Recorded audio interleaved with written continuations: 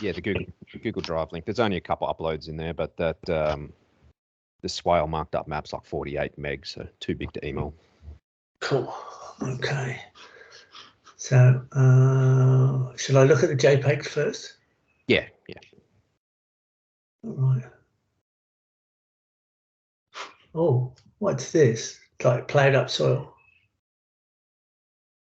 Yeah, so that's just a couple pictures showing some of the weeds being cleared, so the aftermath of the clearing.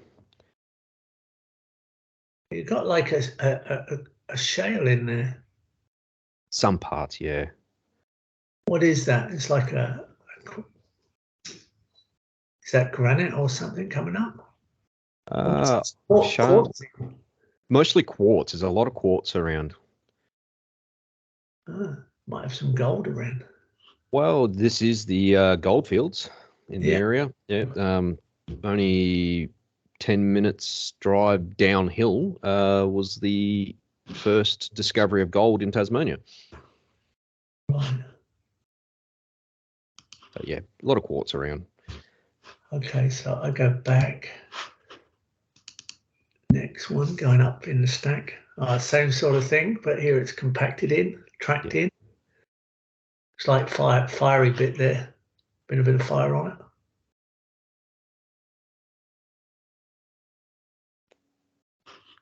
And that's like in the background, you got like regrowth. Yeah, which we've just been clearing a lot of the shrubs and all that. So we've got some room to do the marking for swales, and later on they'll be doing the rip lines for the carbon tree planting. Oh, all right. So this is a distant shot. Yep. And which part of the property is that? That is the southwest corner up on the slopes. It's the west side of the property. 1 second, William, just 1 second.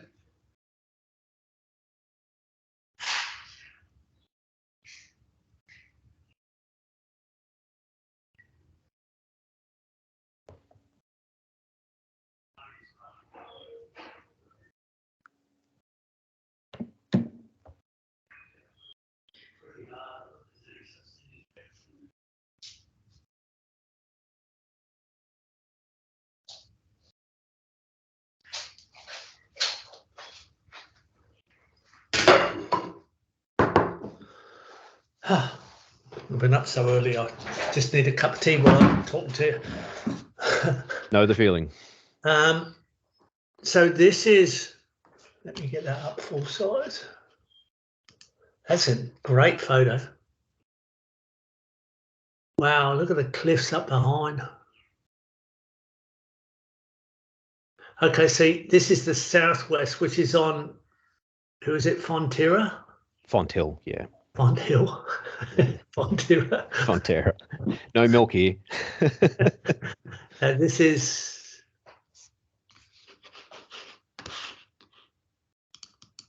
what's that? And the understand, it's not tree ferns, is it, up there? Wattle, mostly.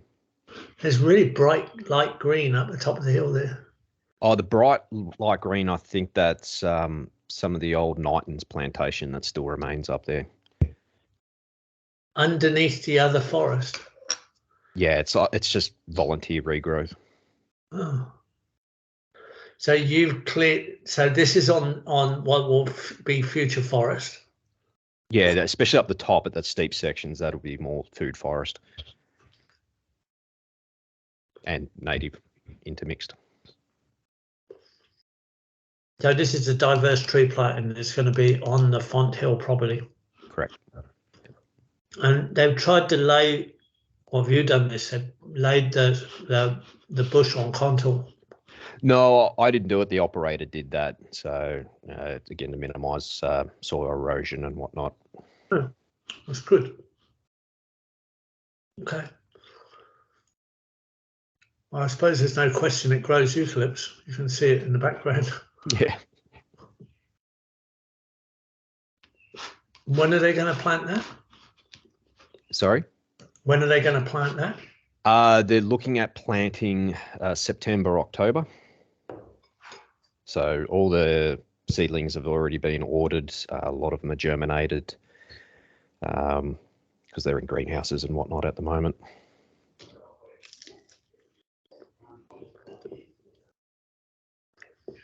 All right.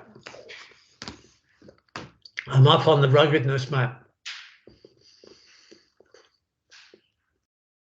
You there? Yep, I'll bring that up on my screen too, so I'm looking at it as well. Yep. So those blue lines is where I'm suggesting would be the swale locations. The main swales anyway. Yeah. And where is the photo we were just seeing? So on that same file, that top right-hand corner, where there's three little swales, and then it gets too steep.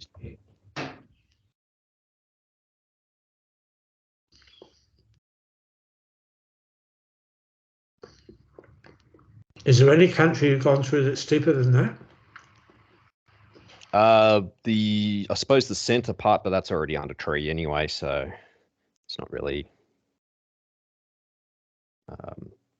part of it, I suppose. But that's typically, yeah, as steep as it gets. All right.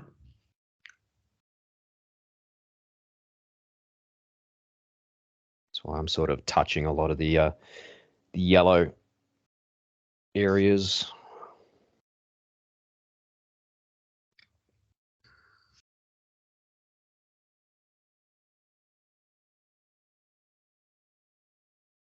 And I'm proposing that these are approximately 2 metre wide swales, so should be able to hold a fair bit of water to soak in. Yeah. So tell me your logic. Where was your starting point? Well, I started over Pig Creek side, so the left side, because I'm a bit more familiar with that property, and up behind the house area there, because we get a bit of water that runs through there. And then I'm looking at, okay, well, the average tree height will be 10, 15 metres, so I'm sort of trying to space the swales about 14 metre intervals from elevation. Mm-hmm. And also trying to miss trees and rocks and roads and whatnot. Mm-hmm. And then with the Font Hill property in that middle section there, I was sort of like, probably the best location I feel to put the swales would be just in front, just before the ground gets a bit too steep in those orange reddish areas. Mm-hmm. But I didn't want them smack bang in the middle of those green areas either, because well, later on I want to put like cabins and tiny house parking pads in those sort of greenish areas. Mm-hmm. So sort of my rough thinking anyway. Mm-hmm. Didn't want to get right into those water courses because I figure later on we can get dams put in there and hopefully connect up to the swales. Yeah. So they're ready to connect, but they're not quite there. Yeah. So technically I'll be out of those water courses, but later on, subject to permitting and whatnot for the dams, and hopefully connect them up.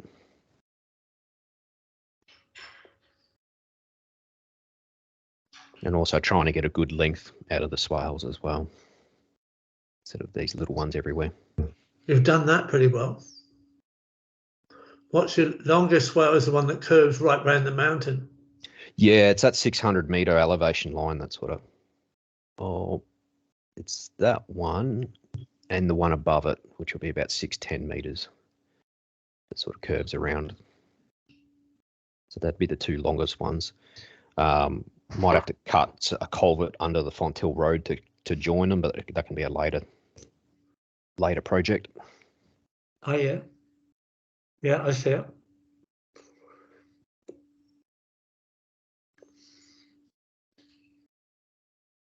Yeah, where you come through any of those dark blue lines, one would imagine there might be a bit too much flow to actually put a swale through. Yeah, that's why I figure I'll keep the swales out of them, because that'll just erode, I think, at the moment, until we get dams properly engineered and designed to sort of go in those positions. I have tried that in the Canberra region, and what we did was we then where it crosses the gully, we filled in behind it and backed it hard, so it's not really a swale, to hold the impact when a gully raker comes down. Yep. And it's not the swale, it's not the normal flows. It's when you get a storm flow that just comes out like a bullet at you. Yeah, 100 mil plus in a day. Yeah, or whatever. It gives you what in different landscapes you get this, what the earth movers call a gully raker, where you're right down the bottom there, and you've got it's almost like there's two blue lines, but you've come right at the head of it, and you've crossed it twice. They go down and hit a little dam below Fonthill Road. Yep. And that, I mean, you just don't know on the map what that looks like, but you may or may not be able to do that. But you'll see by the way it looks. You know, a lot of this, when you get to it, if there's a big chew out vertical side creek when you hit it, it's like, no, you're gonna have to pull up and at least put a little dam in, if it's only to take the impact of water onto water. Water on water a reasonable size of storage doesn't cause erosion. Yeah. And I'll sort of figure as well, until we get the dams side of things done, that I can have the swale overflows cut in, so the swales will overflow into those dark blue creek lines. Yeah. Okay. Good. We're on the same page. It's otherwise I've got to start explaining it. But I like what you're doing. I like the logic. It doesn't always, as you would have discovered following these contours, it doesn't always line up exactly how you want it. Yeah. But then you have options like the one coming directly away from the farmhouse and more or less coming down the map. Yeah. It comes from a compromise of, it hits the yellow here, but it moves away from the yellow near the house. Yeah. But that doesn't really matter, because you're going to be able to adjust what you're doing on Pig Creek Farm.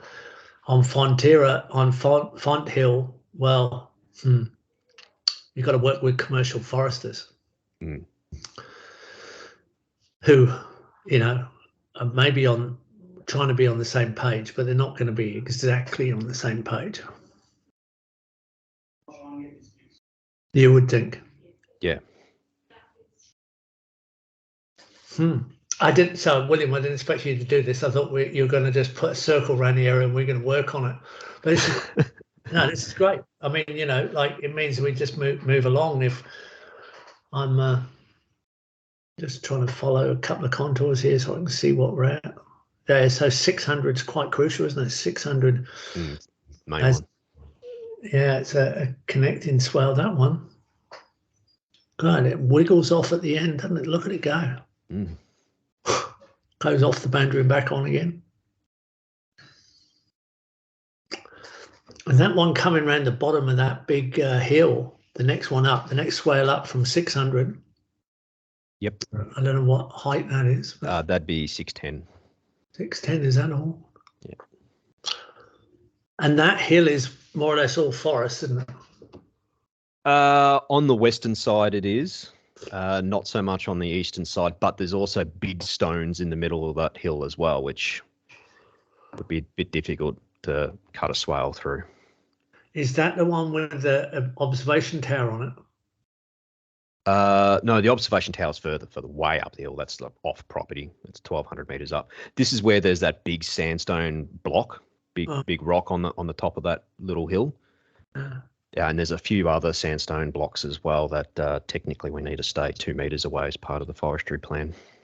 So when you're on that hill, you see the big saddle that's in the green patch? Yeah, you can walk all up. That's pretty flat up there. Is it? I mean, not that you need it, but that's a dam site there. Right. As a saddle dam. It's probably your highest dam, I think. You think? Don't know. Oh, you're talking about, so that'd be 610. That'd be about 620 meters up. Yeah, let me. Yeah, the top, like you got the obvious little rock in the middle of the hill, Mm. and then you've got. I'm just going to switch on projection. Yep.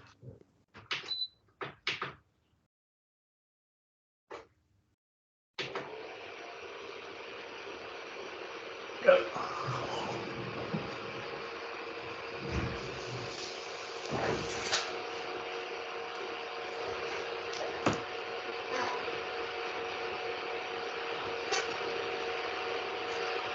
Turbo fans. Yeah, it's the projector starting to get the light bulb tuned up.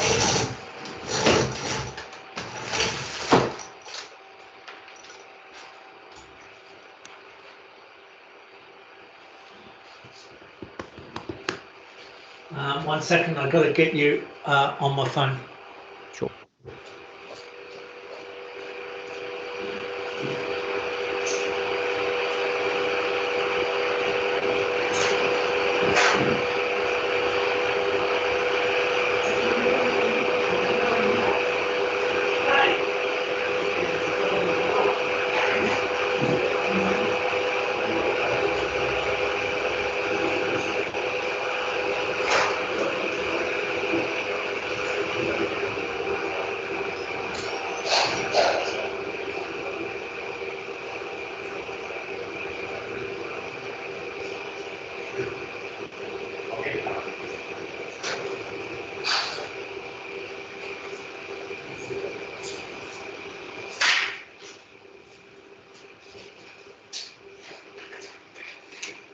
All right, I'm going to sign off.